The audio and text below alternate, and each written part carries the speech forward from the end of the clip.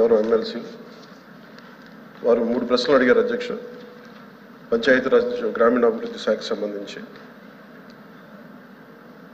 వారు అడిగిన ప్రశ్నల్లో మొదటిది పంచాయతీలకు విడుదల చేసిన 14 మరియు 15 ఆర్థిక సంఘం నిధుల్లో దాదాపు 9,000 కోట్లను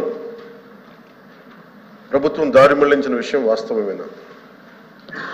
రెండో ప్రశ్న, కేంద్ర ప్రభుత్వ అధికారులు కొన్ని పంచాయతీలను సందర్శించి కొన్ని అవకతవకల్ని ఎత్తి చూపడం కూడా వాస్తవమేనా?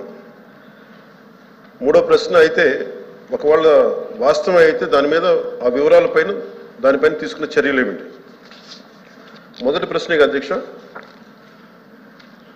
9,000 కోట్లను గత ప్రభుత్వం దారి మళ్లించిందా లేదా అనేది అడిగారు అధ్యక్ష. దానికి మా సమాధానం అవునండి. కేంద్ర ఆర్థిక కమిషన్ గ్రాంట్లో మళ్లింపు జరుగుతోంది.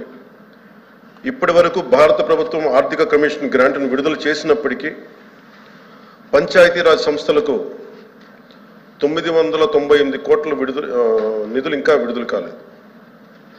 ఇది మొదటి దానికి సమాధానం అధ్యక్ష.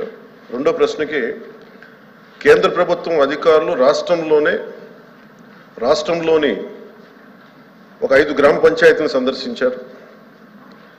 మరియు ఎంఓపిఆర్ భారత ప్రభుత్వం న్యూఢిల్లీ వారు 16/10/23 తేదీన డిఓ లేఖ నెంబర్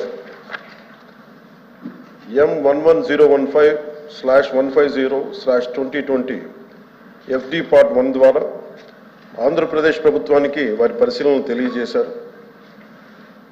ఆంధ్రప్రదేశ్ ప్రభుత్వం సమర్పించిన పరిశీలన మరియు ప్రత్యుత్తరాలను కూడా ఈ అనుబంధానికి జత చేయడం జరిగింది. గౌరవ సభ్యులు ఇంకేదైనా సందేహాలు ఉంటే అనెక్షర్ని అనుబంధంగా ఉన్న వీటన్నిటి చదువుకోవచ్చు అధ్యక్ష.